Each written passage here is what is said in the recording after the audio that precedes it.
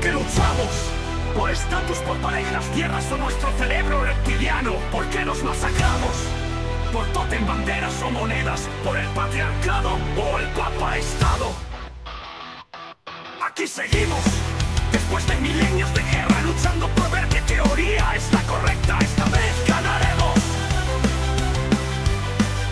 ¿Por qué nos despedazamos? Esta gelidez se extiende a lo largo de los milenios. ¡Basta! ¿Por qué nos exterminamos? Ciudades de civiles convertidas en cenizas y escombros. Carniceros convertidos en héroes. Montañas de muertos olvidadas. Unos culpan al socialismo, otros al capitalismo, Dios o al ateísmo. Porque se acabó la edad de oro, según el mundo grecolatino. ¿Es que acaso nunca existió nuestro paraíso perdido? ¿O lo enterramos nosotros sin haberlo entendido?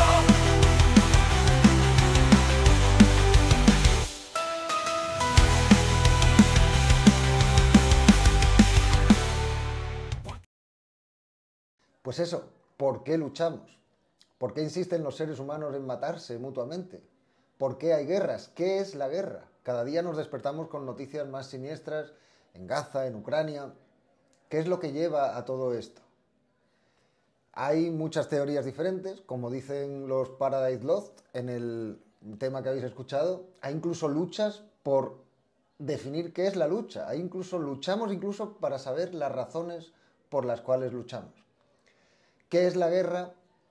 ¿Tiene una sola causa? ¿Podemos identificar una causa de todas las guerras? ¿O más bien será que hay una multifactorialidad y en cada caso concreto habrá que primar unas razones sobre otras? ¿Y qué puede decirnos un autor del siglo XX sobre estas cuestiones tan de actualidad hoy en día? Pues bien, yo soy Lino Camprubí y quería presentarles hoy este libro de Bertrand Russell, ¿Por qué luchamos?, que acaba de aparecer en RBA Editores, lo pueden adquirir donde quieran, con un prólogo que extienden las preguntas que se hacía Russell a otros temas sobre la ontología de la guerra y las ciencias de la guerra. El autor del prólogo, tengo la suerte de tenerlo aquí, Javier Perejara, conocido de todos ustedes. El otro autor del prólogo soy yo mismo, así que ¿quién mejor que nosotros dos para hablar de nuestro prólogo? Por supuesto, para hablar del libro estaría muy bien tener al propio Russell, pero Russell murió hace unos 70 años. El libro es de 1916. En este canal tuvimos una vez hace poco a William James, filósofo un poco anterior a Russell, pero porque William James creía en el espiritismo y pudimos invocarlo. En el caso de Russell, todo lo contrario. No cree en el espiritismo, no queremos meternos en problemas con Russell, así que esta vez hablaremos de su libro sin el presente. Pero también es verdad que Javier Perejara es uno de los grandes expertos en Russell. Hizo su tesis hace ya, no sé, mucho 2012. tiempo. Sí, sobre Russell. Él hizo su primer libro sobre Russell, luego ha seguido estudiándolo. Yo tengo la suerte de haber escrito con él un libro sobre Bertrand Russell, en el que él es el primer autor, Science and Apocalypse in Russell. Mira, lo tiene aquí todo, toda la bibliografía. Este es su primer libro sobre Bertrand Russell y este es este segundo del que estoy hablando. Sobre este segundo, por cierto, hace cosa de 6 meses, en enero del 2025 o por ahí, sacó Daniel Arjona una entrevista muy interesante en El Mundo. También lo tenemos por aquí, este hombre. En El Mundo. Y luego se hizo eco la Universidad de Yale de esta entrevista, tuvo bastante movimiento y de hecho probablemente a raíz de todas esas cosas pues pronto sacaremos una versión española del libro en Herder. Pero bueno, ahora estamos para hablar de este otro libro de Bertrand Russell y de nuestro prólogo al mismo. Lo interesante es que más allá de lo que dice Bertrand Russell en 1916 sobre la guerra, el propio Bertrand Russell intenta no solo hablar de la Primera Guerra Mundial, que es lo que le motiva, sino hablar de, en general, las causas, las motivaciones de las guerras.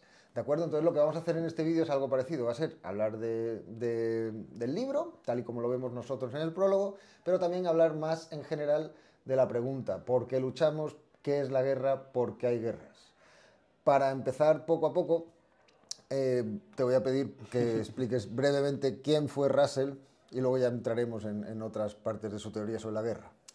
Pues es curioso porque Bertrand Russell, digo que es curioso porque a día de hoy mucha gente pregunta que quién es Bertrand Russell, pero en el siglo XX fue probablemente el intelectual público occidental más famoso, más influyente, y si no está entre los 2 o 3 primeros en el ranking, ¿no?, de grandes intelectuales públicos occidentales. Es decir, no solamente fue un filósofo clave en el desarrollo de la filosofía analítica, de la filosofía científica, de la filosofía de la lógica, de la filosofía de las matemáticas, del pluralismo ontológico, sino que también tuvo una faceta todavía evidentemente más popular, ¿no?, extramuros de la academia, como intelectual público radical en muchas ocasiones, que es lo que llamamos intelectual dramático, siguiendo la Escuela de Sociología Cultural de Yale, y activista social, es decir, luchó por el sufragio femenino en el Reino Unido, por la despenalización de la homosexualidad, se convirtió en un icono del pacifismo en la Primera Guerra Mundial, en el movimiento del desarme nuclear, pero también tuvo sus facetas bien oscuras, defendiendo la eugenesia, defendiendo, es decir, despenalizar la homosexualidad, pero patologizarla, en fin, que decir que también tiene su elenco de cosas oscuras, y las más oscuras pues muy probablemente sea su apoyo bastante siniestro hacia el Reino Unido y Estados Unidos en la Segunda Guerra Mundial,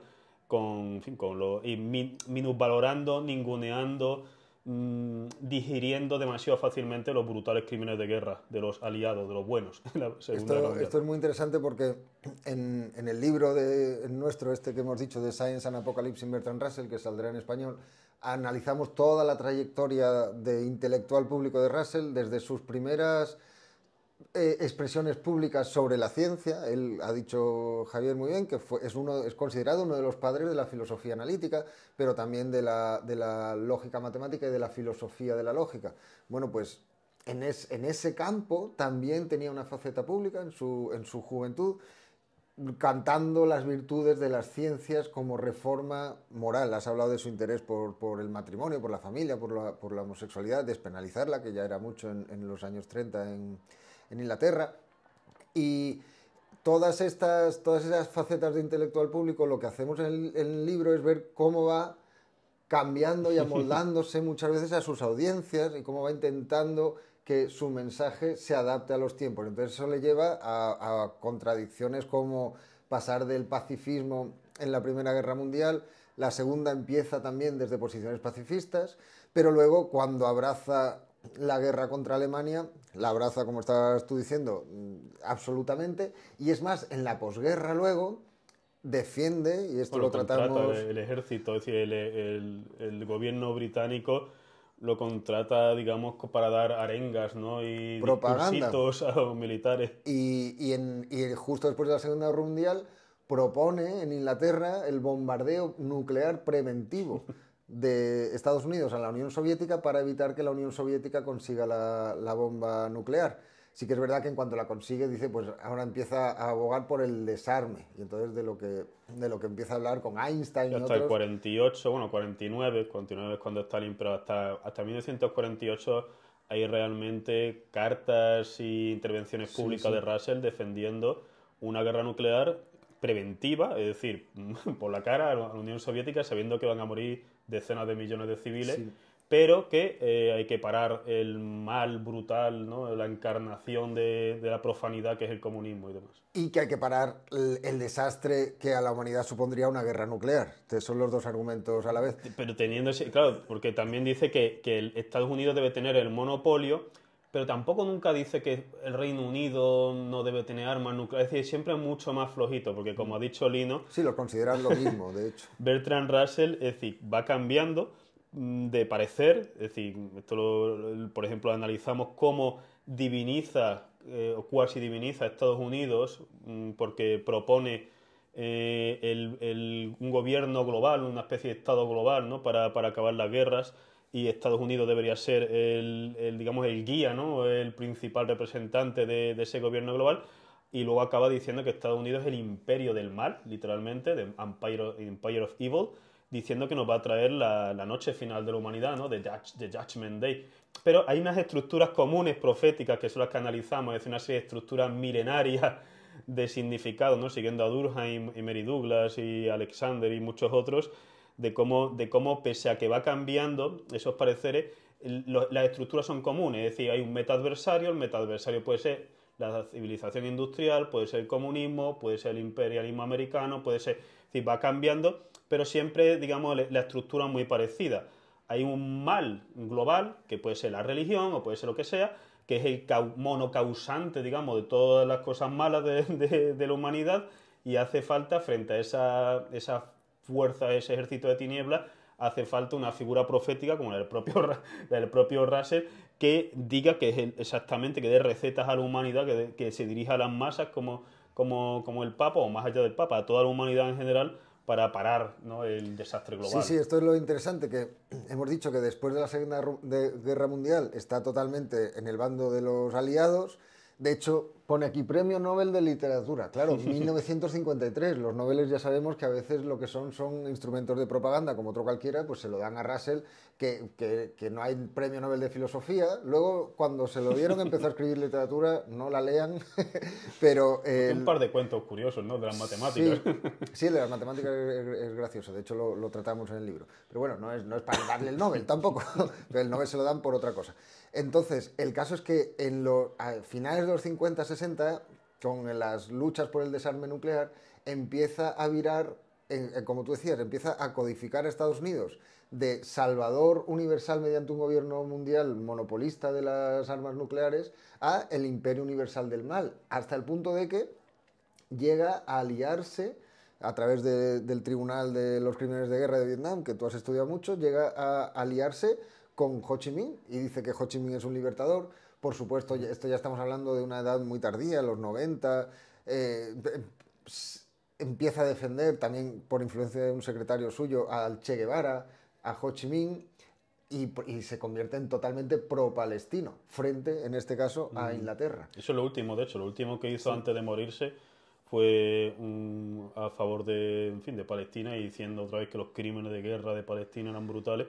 Pero, es decir, en lo de la guerra del Vietnam, que hace poquito tiempo antes, ¿no?, dice que Estados Unidos y el Reino Unido son más diabólicos que los nazis. Sí, y esto es importante porque en el siglo XX, es decir, los crímenes de los nazis se llegan a codificar en Occidente como el símbolo del mal universal por excelencia. Es decir, como no es posible ir más allá de los nazis, según la conciencia colectiva. Russell dice que sí, que lo hace Estados Unidos. Sí, esto lo que acabas de llamar la codificación cultural del mal. Puedes, en una palabra, no nos estamos desviando del tema, porque aunque todavía no estamos con el prólogo, de lo que estamos hablando al final es, tú has dicho, un meta adversario y un meta salvador. Es decir, si tú atribuyes las guerras o todos los males en general a una causa, esa causa se convierte en aquello contra lo que tú luchas, y esto Russell lo manejaba muy bien. Luego se lo manejaba contra diferentes metaadversarios a lo largo de su vida. Como lo de Groucho Marx, tengo un metaadversario, si no le gusta tengo otro.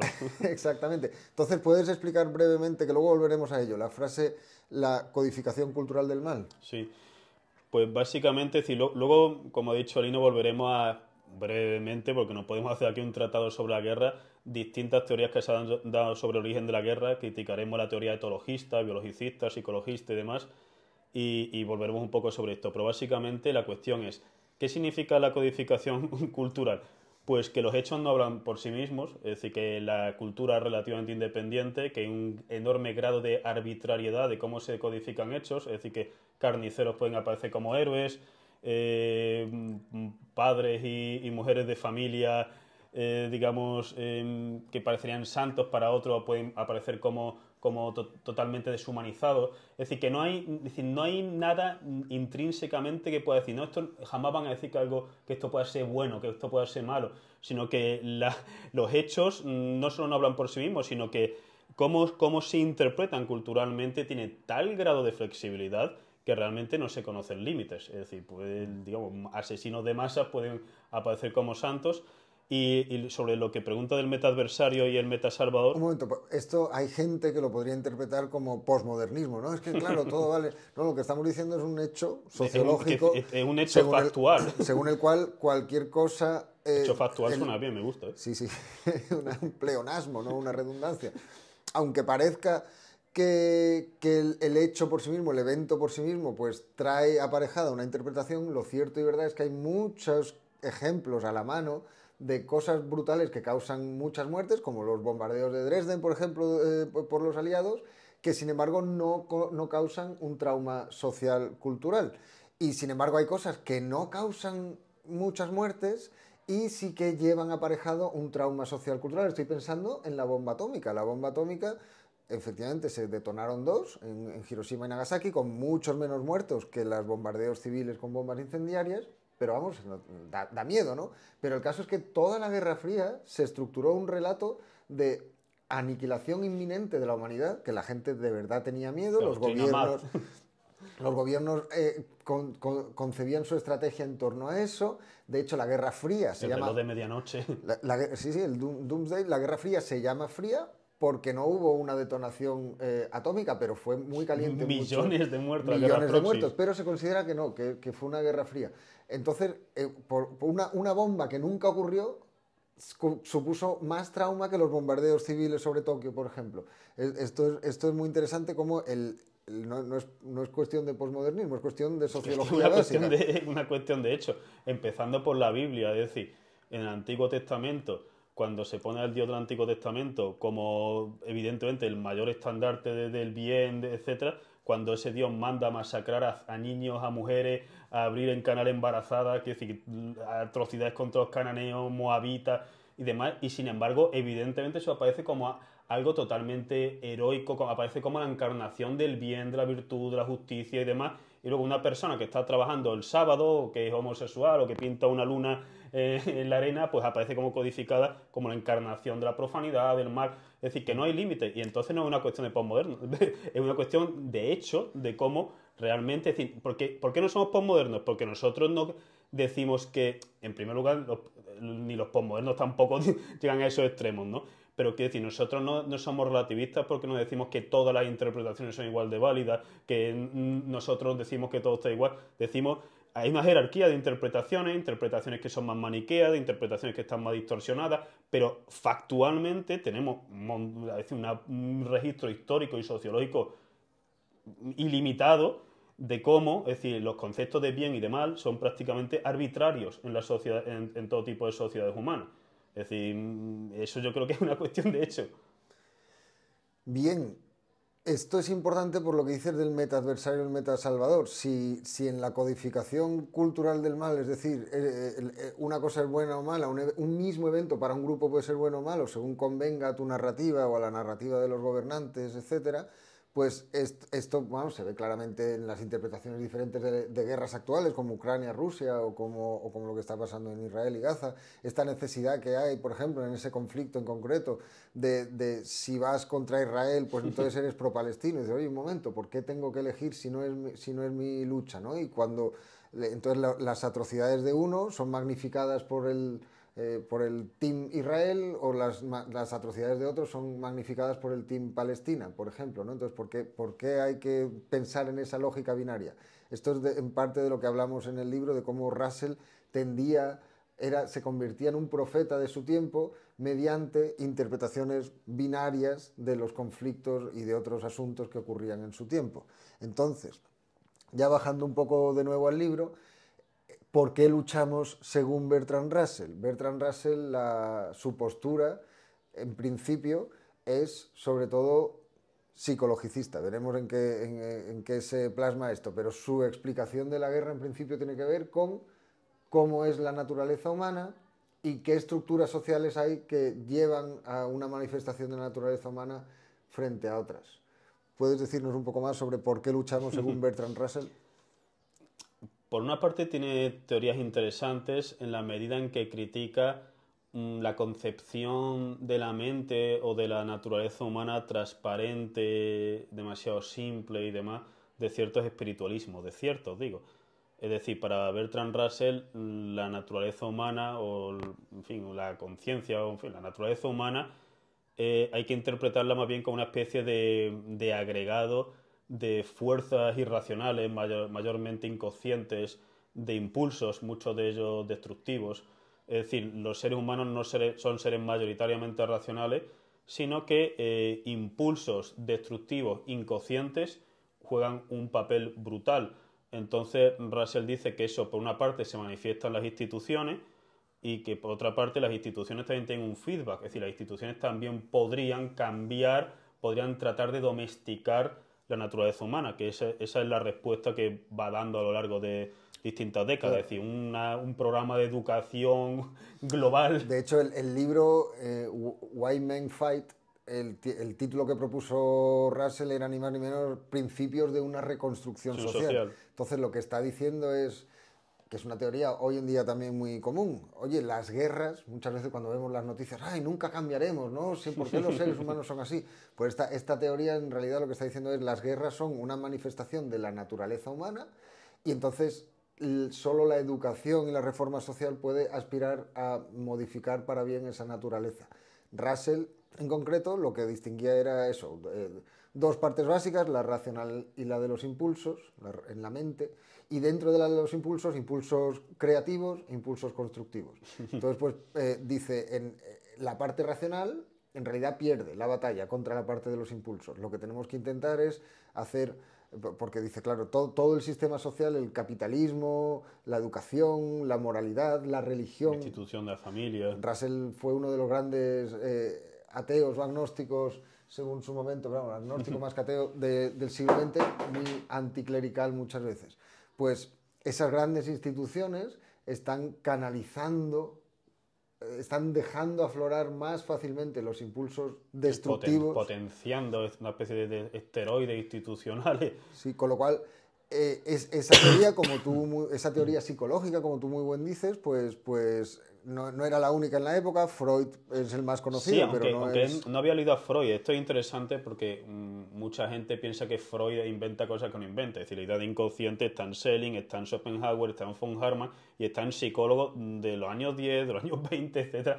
Es decir, antes de Freud. Es decir, Russell ahí se está inspirando en otros psicólogos pre-Freud que están hablando abiertamente de la inconsciente. Es decir, las principales ideas de Freud se pueden rastrear incluso a la República de Platón, desde luego en Schopenhauer, y las ideas más originales de Freud, no todas, pero muchas mejor que no lo hubiera dicho. En fin, quiero decir que por una parte es interesante, como digo, la idea de Bertrand Russell de criticar la identidad personal, esto es típico de la Bundle Theory de Hume, que llegamos a Buda, ¿no?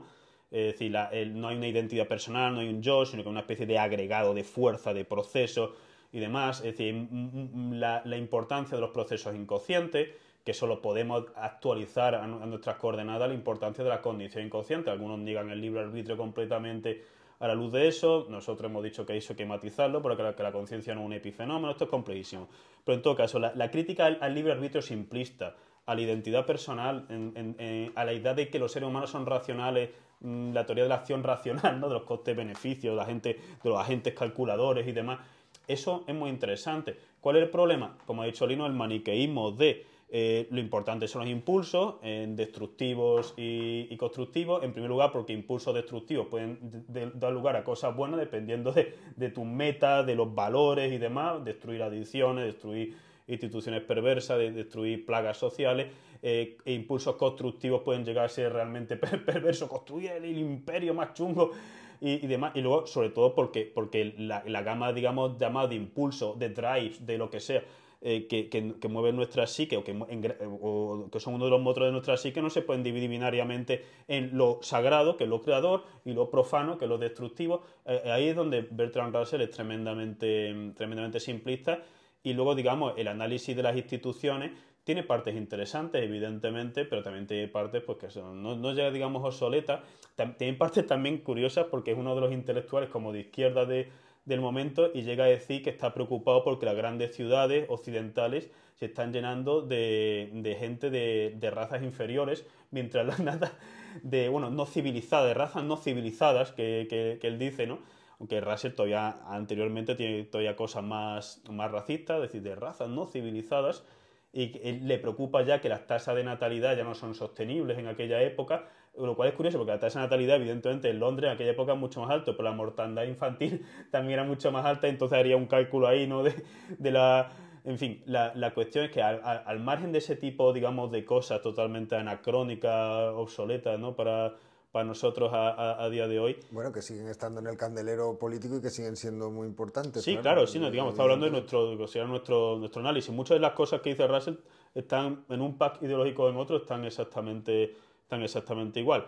La cuestión es que el análisis, digamos, que hace al final acaba siendo pobre, porque como ha dicho Lino, no deja de ser una otra teoría más monocausal de la guerra. Es decir, la guerra viene de la naturaleza humana, es evitable, porque Russell critica la idea de que las guerras son inevitables. Esto lo hablaremos un poco más adelante, ¿no? En el sentido de las ontologías de la guerra, tipo Heráclito, Hegel, etcétera, ¿no? Es decir, que la realidad está llamada a la guerra, ¿no? El polemos, ¿no? Es decir, la estructura misma del ser lleva a la guerra. ¿Por qué? Porque la cooperación o sencillamente, en fin, ignorarse también son partes tan dinámicas, tan humanas como el conflicto, porque hay conflictos que no tienen por qué derivar en violencia, porque la situación es mucho más compleja. Pero al final acaba, es decir, la parte, digamos, psicológica o antropológica, pero sobre todo psicológica, ¿no? de los impulsos inconscientes, acaba como eclipsando, ¿no? toda su teoría de la guerra en este momento. Sí, luego hay otros momentos de su obra en la que tú citas muchas veces aquella frase de que Bertrand Russell es un diálogo platónico consigo mismo, pero hay otros momentos de su obra en los que enfatiza aspectos más estructurales, que aquí ya los menciona, ya lo hemos dicho, el capitalismo, la religión, pero aquí los menciona como canalizando esos impulsos destructivos. Y de hecho, antes de dejar el libro de Russell y pasar a su lugar en estas otras familias de teorías de la guerra, lo que propone ahí, las soluciones que propone para acabar con la guerra, es reformar esas estructuras, esas instituciones, la educación sobre todo, para poder, pues, fomentar esos impulsos constructivos. Y ahí sí que propone, además de esa reforma de la educación y de la moral y tal, sí que propone una reforma a nivel político, estructural, esencial, como es ni más ni menos que la abolición del Estado en favor de un gobierno mundial. Global único. Hay que decir, que esto lo hemos subrayado en muchas ocasiones, que no es una idea original de Russell, es decir, que esto lo defiende H.G. Wells, decía el socialismo fabiano. Einstein también lo defendía, es decir, que Bertrand Russell aquí no es particularmente original, ¿no? Simplemente es una voz que en el Reino Unido, es decir, un profesor de Cambridge, que aliándose con ciertos sectores socialistas del Reino Unido, porque son los pacifistas, acaba siendo muy famoso. ¿Por qué? Porque lo despiden del Trinity College, porque sale en los periódicos, porque lo acaba en la cárcel, porque su fama va más allá de los muros extraacadémicos, y entonces populariza una serie de teorías que en el fondo estaban ya en otros sitios. Es decir, que digamos que Russell no es particularmente original aquí, pero efectivamente la idea de que los estados-nación, esto lo va a desarrollar más adelante, por ejemplo, en las perspectivas de la civilización industrial, escrito con Dora Blake, Dora Russell en aquellos tiempos, una de sus múltiples mujeres, una de las pioneras del para feminismo. decir que en este canal hace unos años se publicó un vídeo que se llamaba Bertrand Russell y el sexo, y que habla de estos salseos que no son ajenos a su obra, son interesantes. Y, por ejemplo, en la civilización industrial, en las perspectivas de la civilización industrial, a principios de los años 20, y luego, sobre todo, en Ícaro, escrito contra Haldane, uno de los biólogos más famosos, ¿no? También de Cambridge del siglo XX, Russell se acoge a la teoría típica, digamos, del realista en relaciones internacionales, pero con un sesgo, digamos, de cierta izquierda. Es decir, ¿qué es lo que quiere decir Russell? Que la sociedad industrial lleva a la creación de los estados-nación, que los estados-nación requieren una serie de materias primas. Aquí mete esquemas neomalthusianos, es decir, las materias primas, que sea el petróleo, el caucho, lo que sea, esas materias son finitas. La sociedad industrial tiende a unos ritmos demográficos o de expansión demográfica. En fin, necesita más recursos de la capacidad de regeneración de esos recursos. Entonces eso hace que las naciones-estados compitan entre sí.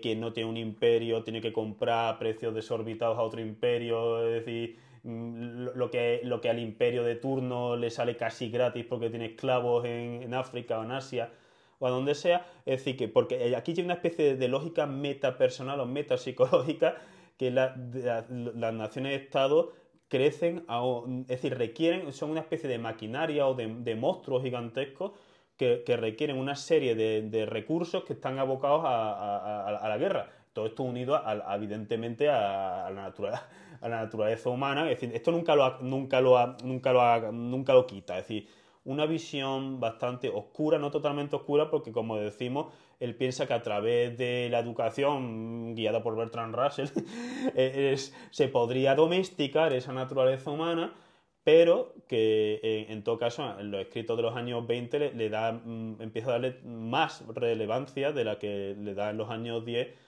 a la institución de los Estados-nación y tal igual. Como digo, esto es una teoría típica de las izquierdas y de los socialismos de aquella época. Sí, porque lo acompaña con la crítica al capitalismo industrial, pues casi leninista, ¿no? El imperialismo sería la última fase del capitalismo por esta necesidad de apropiarse de recursos que son necesarios para las ambiciones políticas de las hecho, naciones. dice que tuvo incluso, era fervientemente antimarxista hasta como en los años 60, sobre todo, en fin, después de la guerra de Corea, después del 53, Russell empieza un proceso de desprecio a Estados Unidos cada vez mayor, y ya en los años 60 es abiertamente, es decir, está mucho más a favor de Khrushchev que de Kennedy, del Vietcong, que en fin, que de Estados Unidos. Pero la cuestión es que la idea de que el origen de la guerra son o al menos la guerra en la época moderna y contemporánea, son los Estados-nación, y que por tanto una sociedad global única acabaría con la guerra, eso es una idea que estaba muy vigente en ciertos círculos de izquierda de aquella época y que sigue siendo una teoría monocausal de la guerra. Es Bien, decir, pues vamos a eso porque ya estamos más o menos dejando el prólogo. Hemos dicho que el libro de Russell es de 1916, Primera Guerra Mundial. Nosotros en el prólogo al libro lo que hacemos es intentar entender cuál es la postura de Russell, intentar entender hacer un gesto, pero muy breve, a su lugar en otras teorías de la guerra. Ya hemos hablado de teorías ontológicas de la guerra, según las cuales la realidad es lucha, la vida es lucha. Tanto hay algunas interpretaciones del darwinismo son así, pero como decías, pues desde Heráclito hasta Hegel hay filósofos que lo aplican no solo a la vida, sino al mundo en general, a la dialéctica de la realidad. Hay teorías, después de esas grandes teorías, hay teorías que son más específicas de la naturaleza humana, sea como ejemplo de una naturaleza animal, que esta es la teoría de Lorenz, por ejemplo, del instinto de agresión que estaría en los seres humanos, y hay teorías más políticas, pues como las que estás mencionando, son político-económicas, ¿no? De Marx, del marxismo. Al final es la lucha entre los explotadores y explotados la que lleva a una serie de pasos históricos, una evolución histórica que lleva al final a los imperios. Privada, es decir, claro, esto es lo mismo de que estaba en Rousseau también, que al final también tiene fuentes cristianas y que Marx tiene las dos fuentes. Tanto y la Edad de Oro que sale, claro, es decir, en el libro, mi primer libro de Russell, sale el cuadro de Ingres de la Edad de Oro, que también aparece en el opening, porque el mito fundamental, ¿no?, de que nuestros primeros ancestros vivieron en una época sin guerra, eso está en el taoísmo, eso está en el cristianismo, en el judaísmo, eso está en Rousseau, eso está en el comunismo primitivo en Marx, eso está en muchos sitios. Antes de la caída, antes del pecado original. Sí, exacto, antes de la caída, que en Hesiodo es progresiva, ¿no? La edad de oro, la edad de plata, la de bronce, los héroes, la de hierro. Bueno, excepto los héroes, todo va a peor, es decir, un esquema de degeneración. Y claro, la cuestión es... Y que Rousseau, pone en la propiedad privada, ¿no? En el momento en que alguien puso un cartelito que ponía esto es tuyo, hay mucha gente, hemos prometido ya varias veces... sobre la desigualdad del género humano. Aquel aciagodía que alguien dijo, esto es mío y esto es tuyo. hemos prometido varias veces un libro sobre el Paleolítico, pero hay algunas corrientes, siempre las hay, ahora también, que dicen que ese momento, ese pecado original es el Neolítico, ¿no? La agricultura como el momento en que el nomadismo se cambia por el sedentarismo y por poner vallas y verjas al campo, ponerle puertas al campo y decir, a partir de aquí ya tengo que defender lo mío. Es como el territorio, el nosotros y el ellos, la territorialidad. La teoría. Que, por cierto, Jun Nohara, ¿no?, amigo de la Universidad Sangyo de Kioto, tiene un capítulo en el libro que luego hablaremos un poquito hablando de eso, ¿no? Desde el concepto etológico de territorialidad en los animales hasta los territorios tan abstractos de los seres humanos, ¿no? Sí, Hay teorías, la teoría de Ortega de la guerra, ¿no? Que tiene que ver con... Tiene que ver El con origen deportivo de la guerra, que se origen luchaban por deportivo. mujeres. Tiene que ver eso con la lucha Las por las Sabinas. mujeres, que es verdad que hay migraciones hoy en día con el ADN antiguo y todo eso, se ve que siguen ese papel, que de pronto hay poblaciones enteras en las que los genes masculinos desaparecen y los femeninos... Pero claro, lo que tienen en común, como tú estás diciendo, estas teorías, es que todas buscan una única causa a la guerra, sea la economía, sea la política, sea la naturaleza humana. Voy a aprovechar que has mencionado este libro, Beyond Nature and Nurture, más allá de del debate naturaleza-cultura, que ha editado Javier Pérez Jara e Íñigo Gáez. Saludos a Íñigo desde aquí y enhorabuena a los dos. Acaba de salir en Sciences Library. Es un libro editado donde hay artículos muy interesantes, capítulos muy interesantes, y una de las cosas por las que aboga el libro, según entiendo, es sí, hay una naturaleza humana, somos mamíferos, tenemos biología, por supuesto, pero si ya en los animales la cultura también influye, ¿cómo podemos entender el papel de la cultura en el comportamiento de los seres humanos? Somos la especie más neuroplástica, porque nacemos antes de tiempo, ¿no? Por la bipedestación, las caderas de las mujeres, por una serie de mecanismos. El cerebro humano se sigue desarrollando durante muchísimo tiempo fuera del útero materno, en el útero, en la matriz social. Eso hace que el rango, bueno, uno de los fundamentos, ¿no? Un conectoma complejísimo y súper neuroplástico, con los límites que haya, por una parte, es decir, hace que los seres humanos sean muy distintos, como hemos dicho muchas veces, una mujer en Esparta que una mujer en Afganistán, en la época de los talibanes, un vikingo que un danés, ¿no? En el siglo XXI con calzoncillo de Bob Esponja. Es decir, que tanto las culturas humanas son más plásticas más complejas y plásticas que las de otros animales, y hay un feedback, ¿no? Un círculo entre sociedad, cultura y naturaleza humana, pues eso, brutal completamente, y ese es uno de los puntos que luego hablaremos un poco sobre Sapolsky, ¿no? Porque una de las teorías que han vuelto, es decir, las teorías biologicistas, vamos a decirlo así, que hay que concederles lo suyo, que concederles, ¿no?, al César lo que es del César, pero decir, ojo, cuidado, que no, pero no hablemos después, hablemos ahora, porque precisamente lo que se trata es de decir que entre esas teorías monocausales, algunas de las más establecidas son las biologicistas.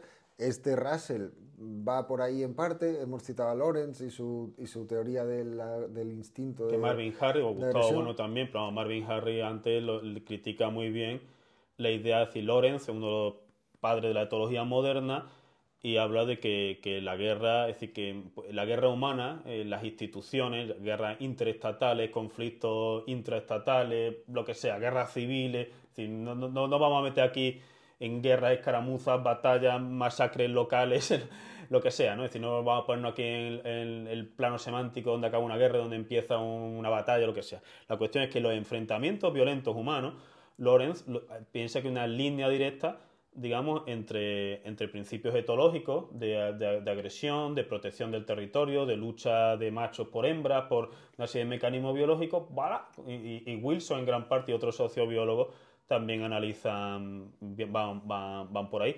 Y Sapolsky a día de hoy, cuando le preguntan, por ejemplo, ¿no?, sobre la guerra de Ucrania, él dice, yo no tengo ni idea de geopolítica, no sé qué, no sé cuánto, pero te voy a decir la verdadera razón.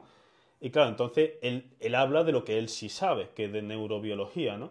Y entonces te habla, pues, de los mecanismos neurobiológicos, por ejemplo, no llega, digamos, del núcleo amigdalítico, ¿no?, de la agresividad en ciertos mecanismos del sistema límbico, sino, por ejemplo, de la ínsula, que es decir, un subsistema cerebral también del sistema límbico, que sobre todo se activa, se dispara cuando algo nos produce repugnancia.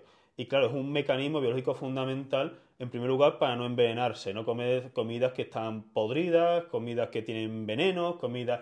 Y entonces ahí Sapolsky dice, ¿cómo la propaganda, que se mete a las instituciones siempre, pero la propaganda siempre al servicio, digamos, de la biología, dice, ¿cómo pone un ejemplo de Kuwait, ¿no?, que es bastante famoso, es decir, como Estados Unidos, a la hija de la supuesta hija de un diplomático empieza a decir que cuando Saddam Hussein invade Kuwait, los soldados entran en un hospital y cogen a los bebés que están en...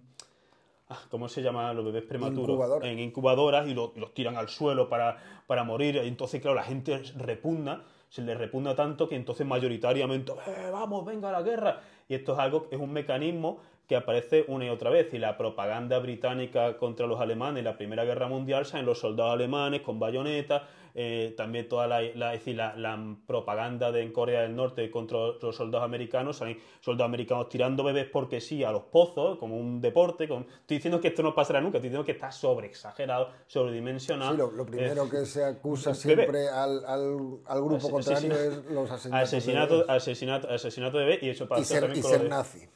Son las dos con lo de Hamas, ¿no? Que si Hamas había cortado cabezas a bebé, que no sé qué. Pero claro, ¿qué ocurre aquí? Bueno, antes de nada, es decir, es cierto, dice Sapolsky, o decimos nosotros, que cuando los políticos hacen este tipo de analogías, o cuando deshumanizan, o cuando comparan a sus adversarios, porque claro, dice Sapolsky, a nivel biológico tenemos una serie de mecanismos para saber quiénes están cercanos genéticamente a nosotros, ¿no? Nuestros hermanos, nuestros primos, lo que sea. Y esto es, digamos, la kin selection o la protección, digamos, de un grupo, ¿no? Pero también una serie de mecanismos socioculturales e institucionales, dice Sapolsky, para hacer creer que alguien que está muy cercano genéticamente a nosotros, en el fondo pertenece al grupo de ellos, y alguien que está muy lejano pertenece al grupo de nosotros. Es decir, Sapolsky por lo menos llega a eso, ¿no? No es un biologicismo tan radical. Y entonces, no, porque parte también de la plasticidad. Claro, exacto. Entonces, por ejemplo, dice los mecanismos típicos, por ejemplo, ¿cómo hablaban los nazis de los judíos? Que si eran ratas, que si eran... además, como los americanos hablaban de los japoneses en la Segunda Guerra Mundial, alimaña, yellow vermin, ratas, ¿por qué? Porque son imágenes, basura, plagas, es decir, comparar al otro, al enemigo, con imágenes, dice Sapolsky, que la ínsula asocia con la repugnancia, con el desprecio. Este es un episodio de Black Mirror, ¿no? Que ve a los otros, ve al ejército enemigo como cucaracha, hasta que se da cuenta que es una especie de implante y no son seres humanos, que eran civiles y lo estaba viendo como cucaracha. Es una metáfora, en fin, de esto de la deshumanización. Ahora bien, ¿qué ocurre? Es decir, estos mecanismos son reales, los mecanismos de la agresividad, los mecanismos de la repugnancia, los mecanismos, pues, que uno puede matar en todo tipo de estados metabólicos. Es decir, en primer lugar, la idea de que es universal el desprecio al asesinato de niños es mentira. Volvamos a, digamos, las partes más chungas del Antiguo Testamento. Las partes más chungas del Antiguo Testamento se dice, y pasar a cuchillo a todo el mundo, a mujeres, a bebés, etcétera, y eso no, la gente no lo hace con lágrimas en los ojos, sino que aparece, y esto los asirios también, esto Gengis Khan, Kublai Khan. O cuando ETA ponía una bomba en un cuartel y sabía que había familias. Sí, claro, es decir, o alguna gente con lo que está pasando de Gaza, que llegaban a decir, sí, bueno, pero este niño o esta niña que está bajo los escombros, ¿y si es un futuro terrorista? O esta mujer es un futuro horno, ¿no?, de producir terroristas. O al revés, el hijo de un colono, pues es el hijo de un colono. Pobrecito. Entonces, quiere decir que hay mecanismos socioculturales, lo que decíamos de la arbitrariedad del bien y el mal, que ni siquiera está universalmente aceptado, que el asesinato de bebés y el asesinato de niños sea malo, y podemos poner un montón de ejemplos desde vikingos, del Antiguo Testamento, desde los asirios, desde masacres, de los mongoles, desde el terrorismo de ETA, de, yo qué sé, 20.000 cosas. Y desde luego, decirlo, los americanos y los británicos sabían perfectamente que en las ciudades de civiles que estaban bombardeando ya había niños, mujeres y ancianos. Eran lo que había. Y sin embargo, aquí nadie no se ponen a llorar, sino que lo celebraban en las calles y demás. Es decir, que el proceso de deshumanización va más allá, pero sobre todo en la cuestión de las instituciones. Que podamos, es decir, por ejemplo, sobre la génesis de los crímenes de guerra.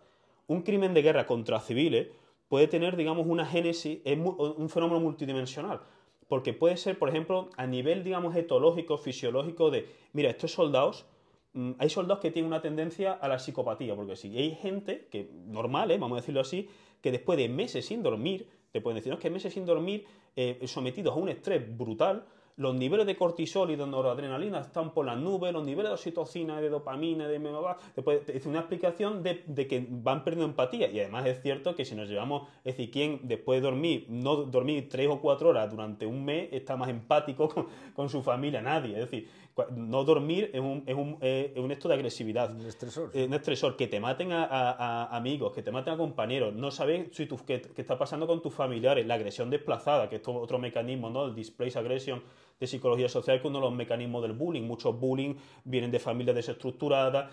Al niño que le pegan busca un perro y le pega, busca otro niño. Es decir, que hay una serie de mecanismos que son reales.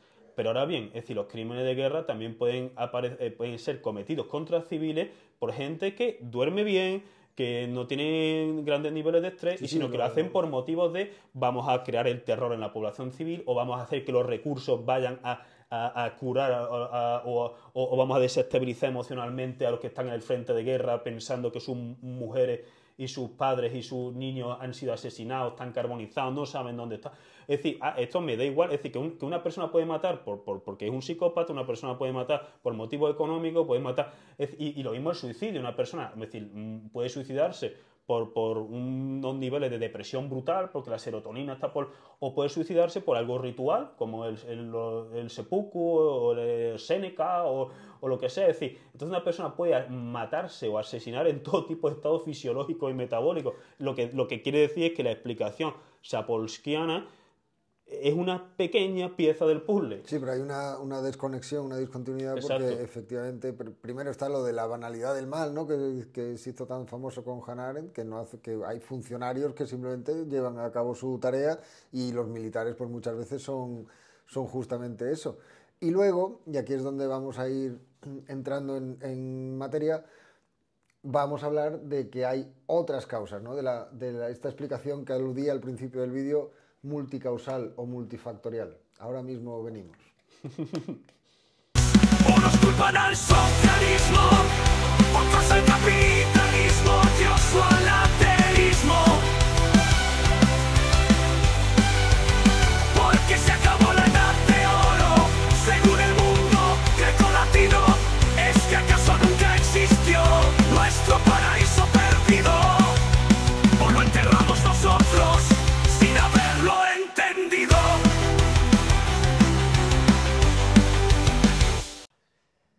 Hemos mencionado que hay muchas teorías monocausales de la guerra. Pues está la teoría feminista, que dice que todo es culpa del patriarcado y de esa testosterona.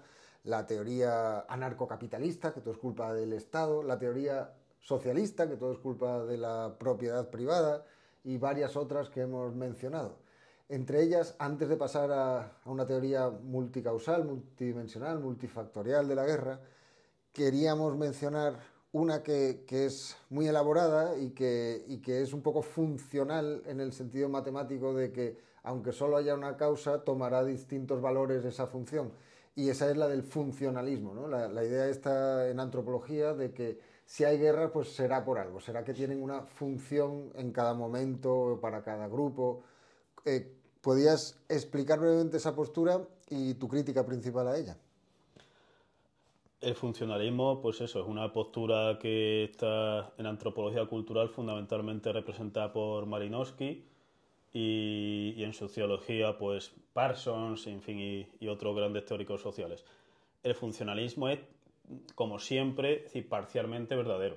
¿En qué se aleja, ¿no? ¿Dónde se pasa de frenada el funcionalismo? Antes de explicar dónde se pasa, aclara un poquito más el funcionalismo. Bueno, es decir, creo que lo dice el nombre, es decir, no quiero convertirlo en una caricatura, ¿no? Pero es la visión de las sociedades y las culturas en la cual las principales instituciones y prácticas, ceremonias, creencias, sistemas de valores socioculturales se van seleccionando para que la sociedad sea funcional. ¿Qué quiere decir que la sociedad sea funcional? Que sea más o menos estable y que se pueda reproducir en el tiempo. Es decir, que la sociedad no colapse ni viva en una especie de... En fin, sobre todo que la sociedad no colapse, ¿no? Entonces, el funcionalismo de este rito sería, pues, descargar tensión o generar pegamento grupal. El funcionalismo del matrimonio sería, pues, la propiedad privada y el derecho de herencia y la sexualidad regulada entre familias. El funcionalismo es decir, entonces el funcionalista radical, porque claro, es como siempre, es decir, hay muchos tipos de funcionalismo. Hay antropólogos y sociólogos funcionalistas que admiten que hay prácticas maladaptativas, esto es como siempre, ¿no? Pero lo que es el funcionalismo radical vendría a decir, digamos, que las sociedades se van ajustando, ¿no? Como digamos, como la biología, ¿no? Los organismos se van adaptando para la supervivencia en el medio, pues las sociedades se irían adaptando para esa supervivencia en un medio hostil donde las sociedades pueden colapsar pues por todo tipo de motivos. Con lo cual siempre habría, aplicado a la guerra, es que siempre habría una razón, pues más o menos, aunque no explícita, pues más o menos racional, ¿no? Una racionalidad al acto de la guerra. Esto recuerda también, aunque son distintas, pero recuerda también a la llamada teoría de la acción racional, que, por ejemplo, Marvin Harris acoge parcialmente cuando él dice la guerra es una institución practicada en todas las sociedades humanas conocidas. Él aquí habla de guerra más allá de los estados, no vamos a entrar, digamos, en ese debate. Y Marvin Harris sigue. Cuando todas las sociedades humanas conocidas han practicado la guerra, es porque en su balanza costes-beneficios, ¿no? de cost-benefit analysis, les salen beneficios más que perjuicios. Y sin embargo, los perjuicios de la guerra son obvios, son brutales. Es decir, un montón de recursos que se destinan a un aparato de masacrar gente o de amenazarlos que podrían destinarse a otra cosa, vidas, territorios, infraestructura destruida. Es decir, los costes de la guerra, desde las llamadas batallas o escaramuzas entre tribus, a jefaturas, clanes, a guerras entre imperios, es decir, los costes de la guerra, aunque vayan variando, son brutales. Entonces, la teoría de la acción racional clásica, digo clásica porque la teoría de la acción racional clásica desconoce, vamos a decirlo así, que la naturaleza humana, los análisis racionales están sometidos a todo tipo de sesgos cognitivos. No ya sobre la actividad subcortical, ¿no? En fin, como diría Sapolsky, ¿no? Que si el proceso del núcleo amigdalítico o lo que sea, sino simplemente, ¿qué es esto? Apágalo antes de que nos agredan. Cógelo, ya que está. Bueno, la cuestión es que, ¿de qué estábamos hablando? De la guerra, de la guerra, claro. Que la cuestión es que la teoría de la acción racional lo que viene a decir la teoría de la acción clásica es que piensa que los seres humanos son más racionales de lo que realmente son y que la balanza coste-beneficios la usan de un modo bastante objetivo, es decir, que son calculadores, una especie de homo economicus, entendiendo aquí economía en un sentido súper general. Y claro, ¿qué ocurre aquí? Que no es así, evidentemente. Claro, es decir, por supuesto. Antes de entrar en que no es así, o bueno, ya lo hemos dicho ya con Russell, ¿no? Que hay razones y motivos subconscientes o inconscientes constantemente. Pero sí que es verdad que incluso los más funcionalistas podrían aceptar eso y decir, sí, yo no digo que la gente se dé cuenta o no, que haga ese análisis coste-beneficio, sino que de hecho a lo largo de la historia, pues la guerra ha servido para purificar, para que gane el más fuerte, ¿no? En el plan darwinismo social. O ha servido, que ya en plan más Keynes, por ejemplo, en economía, ha servido para una destrucción creativa, a ser Schumpeter, ¿no? Pero Keynes ha servido, sí, parece que hay mucho gasto militar, pero bueno, ese gasto militar a su vez genera un crecimiento que si no, no existiría. O, por supuesto, las teorías de que, bueno, gran parte del progreso científico, técnico, incluso intelectual a lo largo de la historia. Que el Reino Unido, por ejemplo, pudo someter a China porque China lleva demasiado tiempo de paz.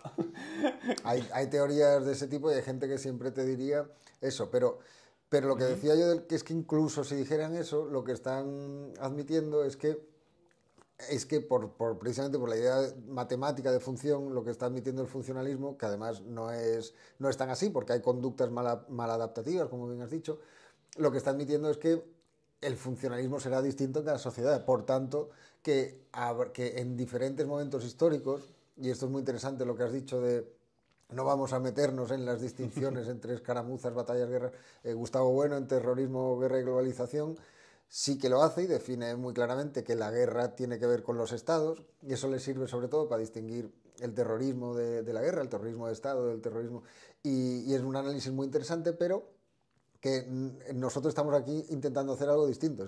Independientemente de esas escalas que cambian mucho, también es verdad que hay continuidades y que la escala política de los estados tiene continuidades con escalas preestatales en las que la guerra... Intraestatales, es decir, las luchas entre distintas Las guerras facciones del civiles. narco. Es decir, y además copiando o cogiendo instituciones típicas del Estado, pero no completamente, los grupos paramilitares. La situación es complejísima. Y es complejísima y que incluso si nos centráramos en Clausewitz, ¿no? Y la guerra entre estados, incluso si nos centráramos en eso, en realidad habría que aplicar para diferentes guerras diferentes factores, es decir, que no solo hay un solo factor, la naturaleza, la testosterona, el Estado, el capitalismo, no solo hay un solo factor en las guerras, sino que siempre se dan varios Sí, y sí. se dan varios en distintas proporciones en cada caso. Yo quería que Sí, nos sí, eso por contaras, supuesto. que nos contaras un poco más sobre esta pluralidad de factores y cómo, sin embargo, estamos diciendo algo más interesante que no, la cosa es muy compleja, sí, es muy No, eso compleja, por pero supuesto. esta pluralidad va unida a una asimetría, ¿verdad? Sí, quiero decir, digamos, por asociarlo a lo que estábamos hablando de la teoría de la acción racional. Todo el mundo usa la balanza coste-beneficio, eso es real. Todo el mundo la usa.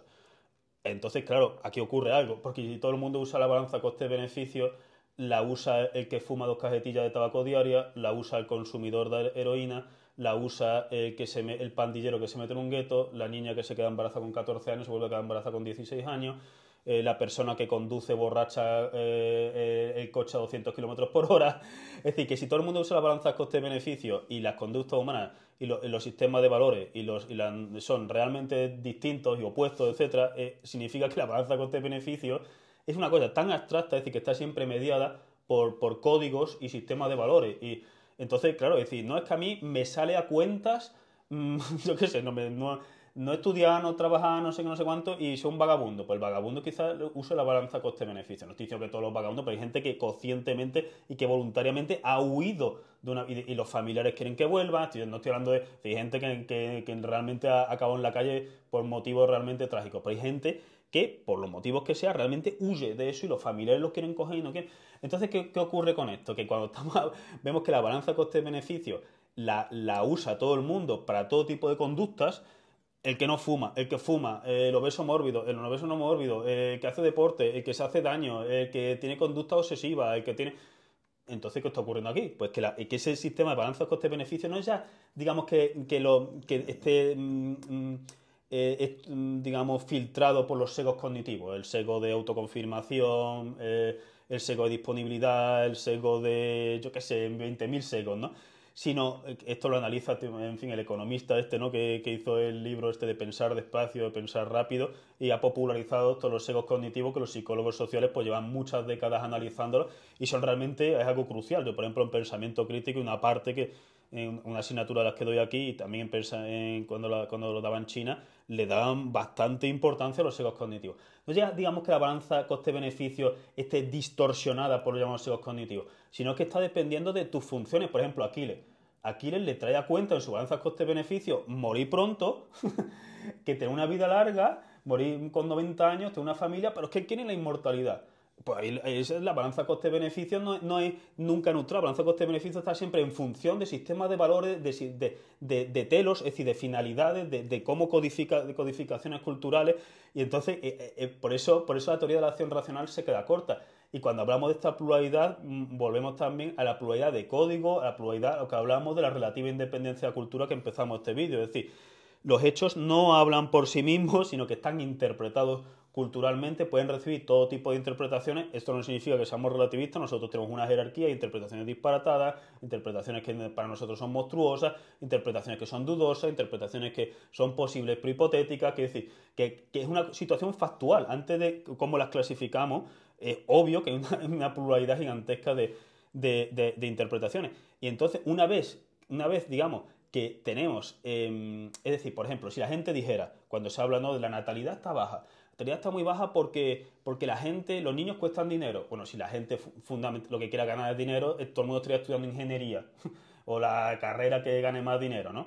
O estaría ahorrando y no estaría tirando el dinero en, yo qué sé, la cantidad de chorradas que hacen, ¿no? O es porque la gente quiere priorizar el sueño, ¿no? Porque pues, cuando tienen unos niños pequeños no duermen, entonces no estarían en botellones, no se acostarían tan tarde. Es decir, que lo que quiero decir con un ejemplo, ¿no? De cuando se pone una especie de por qué la natalidad está baja o por qué la gente actúa así o actúa así. Puedo dar cualquier ejemplo. Cuando se pone una especie de ejemplo supuestamente racional, objetivo, neutral, que todo el mundo está de acuerdo, es obvio que no es así. Porque si la gente hiciera esto por estos valores, entonces estarían haciendo esto, y sin embargo están haciendo cosas que son totalmente contradictorias con lo otro. Porque los seres humanos, también hemos dicho muchas veces, están como... como los castigos estos, ¿no? de los caballos que te ataban, ¿no? Es decir, están tirados por distintos códigos normativos dependiendo de distintas esferas culturales. Thomas Weber y Merton lo analizan muy bien. Es decir, los valores de la esfera familiar, los valores de la esfera civil, los valores de la esfera, yo qué sé, política, militar, educativa, de la esfera empresarial. Y entonces aquí tenemos el hooligan que se comporta como, en fin, como los hooligans que vimos el otro día, ¿no? Sin embargo, el lunes por la mañana está ahí en su empresa, tiene unos valores aquí, tiene otros valores acá, tiene unos valores acá. Y entonces, ¿qué quiere decir? Esta gigantesca pluralidad de valores que encima van cambiando. Con esto no queremos decir que esto es una anarquía, no es una anarquía. Es decir, porque es algo manejable. El ejemplo que hemos puesto es, ¿qué es más sencillo? ¿La teoría de los 4 elementos de Empedocles de Agrigento o la tabla de los elementos periódicos químicos?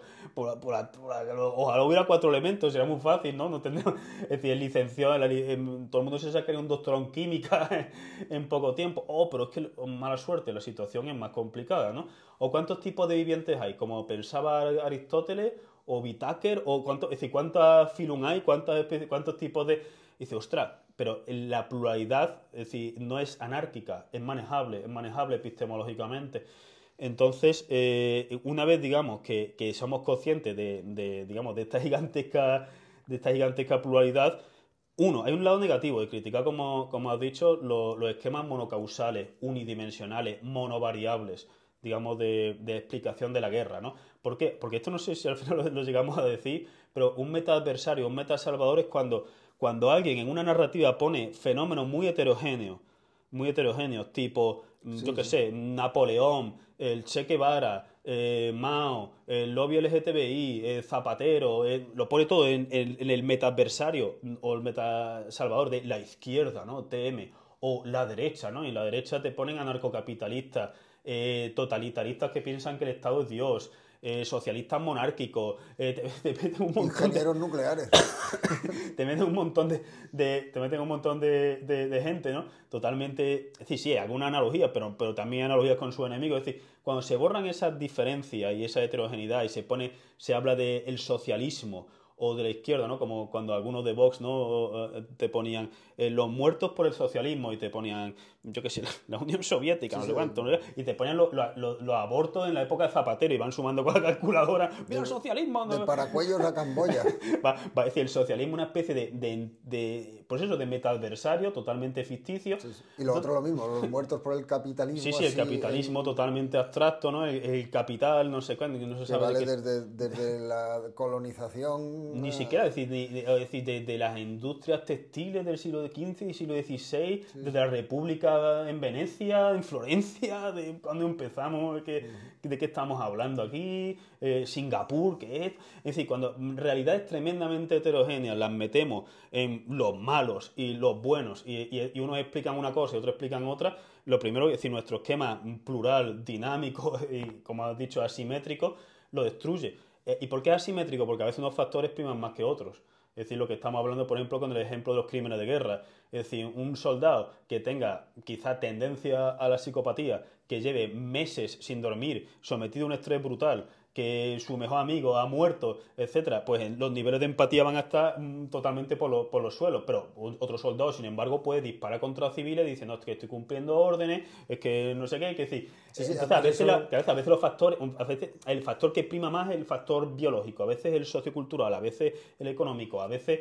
Y entonces, digamos, eso va a cambiar. Esto ya lo decía el propio Lorenz, decía, bueno, es que claro, el origen, según él, ya hemos visto que soy reduccionista, pero el origen es la etología, ¿no? El instinto de agresión. Pero claro, cuando hay misiles intercontinentales, pues ahí ya los inhibidores del instinto de agresión no están. Hoy en día, con las guerras de enjambre, los drones, el ataque de hace unos días de Ucrania a las bases con aviación operativa rusa, a base de drones, por ejemplo, pero eso ni siquiera exige el contacto visual con la víctima, lo cual puede significar que no hay un inhibidor al instinto o que el instinto da exactamente igual. Tú estás haciendo un trabajo como el que está jugando a videojuegos. De hecho, los militares hoy en día se entrenan con videojuegos también. Sí, Tú sí. estás haciendo un trabajo, entonces tu trabajo consiste, además muchas veces, como en este caso, puede ser contra población civil, pero puede ser contra infraestructura o contra, en este caso, armamento o Claro, es aviones decir, del enemigo. No tienes por qué estar... La guerra no es solo matar, es bloquear un camino logístico, es volar un puente, en fin, y hay alguien puede muchos... matar, por ejemplo, con lágrimas en los ojos, como los coros de Agamenón con Ifigenia, ¿no? Que no quiere ni ver cómo van a sacrificar a su hija. Un soldado puede asesinar riéndose, llorando, empatía cero, en estado de confusión. Entonces, quiero decir, todos estos factores socioculturales, digamos, moldean, tamizan realmente, es decir, la biología real. Como hemos dicho, si un soldado lleva meses sin dormir, sometido a unos estrés brutales, etcétera, pues será más propenso a conducta agresiva, violenta, falta de pero luego está cómo se deshumaniza el enemigo, las tácticas, es decir, las órdenes, cómo se estructuran los comandos, cómo decir, luego hay una serie, digamos, de mecanismos tan, digamos, tan complejos que van completamente tamizando eso Con lo cual, y lo que estabas diciendo, por terminar tu propia frase, que moldean, tamizan,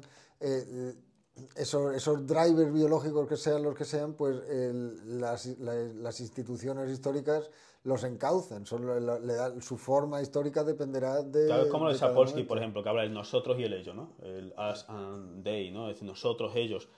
Pero claro, es decir, las identidades colectivas son tan flexibles, es decir, en cualquier país ideológico. ¿Cuál es decir, puede ser el hombre europeo, el hombre blanco, el hombre cristiano, puede ser, es decir, ¿de qué estamos hablando? Puede ser, es decir, el país ideológico puede ser el socialismo, no puede ser ibrofonía, meto China, pero el imperio romano, que meto aquí. Es decir, ¿cuáles son? Es decir, las identidades colectivas son tan flexibles, se cierran a través de codificaciones culturales, a través de instituciones, es decir, a través de una serie de mecanismos socioculturales tan complejos que incluso el mecanismo, digamos, ese supuesto mecanismo, ¿no? Que estamos hardwired para ellos, ¿no? Del nosotros y el ellos y demás, está tan moldeado por mecanismos socioculturales, ¿no? Como en fin, pues eso, ¿no? Es decir, ¿quiénes incluimos? Es decir, la gente que está dispuesta a matar, es decir, ¿es los americanos, o es tu clase social, o es el grupo racial, o es la pertenencia religiosa, o es, o es tus ancestros, o es tus ideologías políticas, económicas, a veces una cosa, a veces otra, a veces son, y esto es lo que hacen muchas veces, tipo anarcocapitalistas, que de repente son amigos, es decir, por ejemplo, cuando se meten aquí, ¿no? A Abascal, ¿no? Con la derecha de Argentina, con el narcocapitalismo, entonces estaban metiendo un montón de gente, es decir, por una parte, ¿cómo se llama? El personaje de Milei, es decir, Milei, que está hablando abiertamente de que tiene orgías, de que, es decir, sexo totalmente extramatrimonial, de repente es amigo de una derecha católica, un tío que dice que el Estado es el mal, es amigo de Sí, patriotas. o Milei con Trump, que Milei es Total. liberal en lo Sí, económico, sí, el y Estado del Trump mal, lo primero son aranceles, impuestos. bueno, Musk se ha peleado ahora con Trump por la Big Beautiful Lo ponen en las Bill. fotos como si fueran amigos comunes. Y luego, por otra Son parte, aliados coyunturales. Judith Butler diciendo que jamás le preguntaron, pero oye, jamás y la izquierda, dice, pienso que jamás podría o debería estar en la conversación de la izquierda. Claro, ambigüedad, la conversación. ¿De qué estamos hablando? De un gobierno totalmente teocrático. Que tiene que ver con esto de que estamos hablando, ¿no? Y entonces, es decir, cuando la flexibilidad, ¿no? Es decir, la sociocultural es tan grande, pues sí, es decir, nosotros no creemos digamos, la tabula rasa que diría Pinker, pero sí creemos, y tampoco creemos en una plasticidad máxima, límite, es decir, la biología impone una serie de límites, lo que hablamos de biomordazas, pero la sociedad y la cultura es tan grande que hacen falta análisis no ya multidimensionales, sino que se tomen en serio la sociedad, la cultura y la relativa independencia de la cultura, ¿no? Para explicar todos los dobles estándares, por ejemplo. Y por tanto es también por lo que has dicho, específicos de cada caso, evidentemente, ¿no? Hay que ir caso por caso valorando en qué momentos puede primar más un factor económico, un factor de deshumanización del enemigo, una guerra religiosa, en Quiero fin. decir, por ejemplo, un par de ejemplos súper breves. Una hipótesis de por qué Hideyoshi manda a conquistar Corea. Dice, bueno, pues porque después de más de 100 años y pico de guerra civil tiene un ejército unificado y el Tienen ejército... que hacer algo. Vamos a hacer como hace... Igual que las legiones romanas, ¿no? Iros de Roma a donde O queráis, la pero gran muralla china, que en muchos tramos es absurda. Dice, bueno, si aquí hay una montaña bestial, ¿por qué hace la muralla china? Dice, porque si no los soldados pueden estar violando, peleándose, borrachos, etcétera. Estoy diciendo que esa es la única explicación, pero tiene su cierto... sí, sí, claro. Entonces, pueden ser guerras como pantallas de humo. Tipo, no, es que es un escándalo de corrupción, no sé qué, no sé cuánto. Guerras pues eso, o para desviar la atención, guerras por motivos económicos, guerras por prejuicios estúpidos, totalmente irracionales. Es decir, hay una pluralidad tan grande que, digamos, desde nuestra perspectiva, que nos enfrentamos a los packs ideológicos, la parte, digamos, porque hasta ahora lo que hemos hecho es, digamos, una cuestión, digamos, analítica, descriptiva.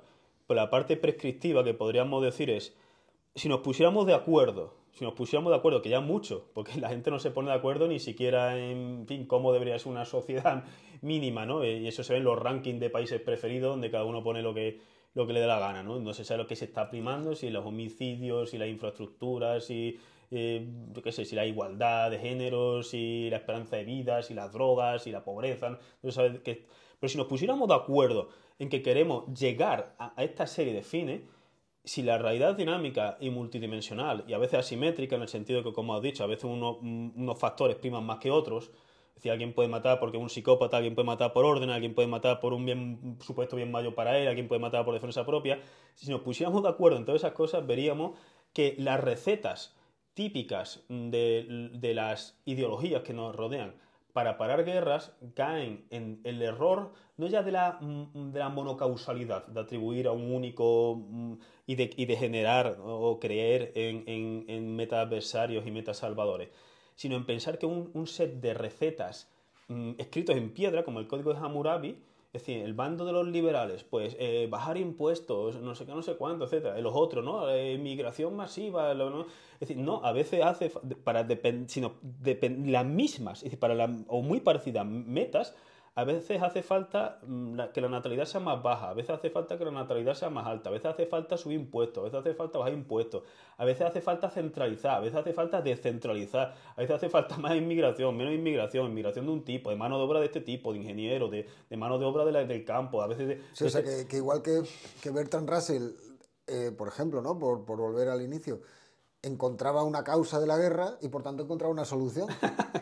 Una vez que estamos diciendo que las causas de la guerra son múltiples y contingentes a cada momento y situación histórica, pues evidentemente no va a haber una sola receta, va a haber que ser muy flexible y esto va en contra, como tú de los estás intereses diciendo, políticos. de los intereses políticos y de los grandes packs ideológicos que suelen atribuir, pues hace falta más Estado, no, hace falta menos Estado, bueno, pues dependerá. Siempre hay que privatizar, Dependerá. siempre hay que nacionalizar, a veces hay que nacionalizar, a veces hay que privatizar, a veces hace falta más natalidad, a veces hace falta menos natalidad, a veces hace falta inmigración, a veces hace falta menos, a veces hace falta centralizar, a veces hace falta descentralizar, a veces hace falta dar más peso a estos sectores estratégicos, a veces hace falta de lo contrario, incluso para fines parecidos. Y claro, eso ya a la gente le explota, es decir, les parece razonable cuando lo escuchan, pero luego llegan a su mundo, digamos, tribal, al mundo tribal de donde sea, ¿no? Del bar o de Twitter, o donde sea, donde está cada uno con con sus tribus, ¿no? Tipo el pack ideológico de Israel, entonces impuestos mínimos, entonces cristianismo, entonces el cambio climático un timo, entonces energía nuclear, entonces los toros, que no tienen ningún tipo de conexión, y los otros, entonces Hamas, bueno, o que sea, Palestina, o inmigración y las fronteras abiertas. Pero no turismo. No turismo o vegano, pero no digo nada de la festividad del Cordero. Y cada uno además se pone muy crítico con el pack ideológico contrario. Mira, la derecha solo se pone feministas cuando critican al Islam, que es cierto, la derecha, una gran parte de la derecha dice que el feminismo es una basura, pero de repente, como tienen que criticar al Islam, el feminismo vuelve a ser cierto. Pero otro decir, por ejemplo, o El País cuando decía, la inmigración masiva, los flujos de población siempre son buenos, pero de repente, como China estaba, esto lo hemos dicho en alguna otra ocasión porque más me hizo gracia, China estaba fomentando que de distintas partes de China fueran al Tíbet. Dentro del mismo Estado decían que eso era un genocidio, que era una disrupción, un genocidio cultural, que ahí nadie estaba matando, sino porque disrumpía los ritmos culturales, no sé qué, y el turismo sí, pero entonces, ¿de qué es lo que estamos hablando? Es decir, todas las reglas de la lógica se ponen en un altar, en los países ideológicos, donde se sacrifican por el pegamento grupal, por las figuras totémicas, Me voy a permitir, para terminar el vídeo, leer una frase de Jeffrey Alexander, de Yale University, que es el padre de la sociología cultural, en la contraportada de nuestro libro. Dice: Javier Pérez Jara y Lino Camprubí han creado un marco nuevo y persuasivo para entender a Bertrand Russell como un personaje público.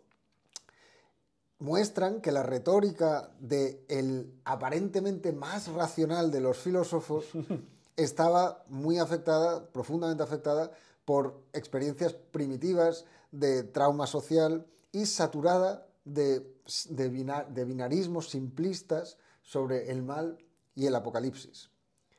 Esta es la idea que tú estás diciendo, oye, que es que esta es hasta el más racional de los filósofos, el padre de la filosofía de la lógica en gran parte, o de los fundamentos de la lógica, del logicismo, vamos. Pues este hombre sacrificaba a la lógica en el altar de estos intereses grupales del pegamento social. Pues si le pasaba a él, ¿cómo nos va a pasar al resto y cómo no le va a pasar al debate político público en general? Es decir, que hay que vigilarse mucho. Lo mismo, digamos, que la gente se vigila las analíticas, ¿no? Los niveles de hierro, los niveles no sé qué. Hay que vigilarse los sesgos cognitivos, las falacias lógicas en las que cae uno, el peligro de los pajes ideológicos, no caer en meta-adversarios ni meta-salvadores, hablar de una pluralidad pero sin caer en el anarquismo o el relativismo. Es complicado. Evidentemente reconocemos que es mucho más sencillo tu pack ideológico, tus figuras totémicas, tus profetas, tu mapa claramente entre lo que es bueno, sagrado y puro y malo, profano e impuro. Simplemente eso esos mapas no solamente te dan una visión distorsionada de la realidad, sino que puede ser realmente peligrosos en muchos casos.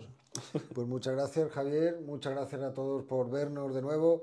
Por supuesto, sigan luchando, pero solo en los comentarios. Y ahora os vamos a dejar con un mensaje importante de los Paradise Lost. Que no tiene nada que ver con Paradise Lost, porque nosotros respetamos el copyright de las cosas. Esto es otro grupo alternativo. Así que... probablemente anterior, ¿eh? Sí, yo creo que sí. Hasta la próxima.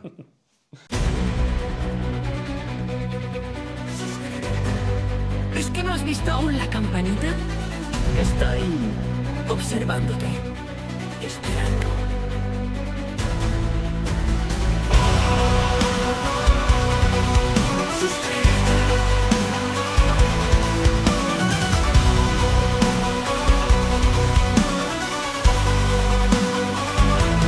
¿Quieres trabajar, cotizar, ser útil a la sociedad? Antes que ver videos del canal del Lino, nadie se lo cree. Mientras ves videos del canal del Lino, tu pareja tiene misteriosas reuniones en lugares sin cobertura y tú sigues sin entender por qué tu gato ya no te mira igual. Mientras ves videos del canal del Lino, especulas sobre qué pasaría si te murieras antes de borrar el historial de tu navegador y que la gente viera que solo hay videos del canal del Lino.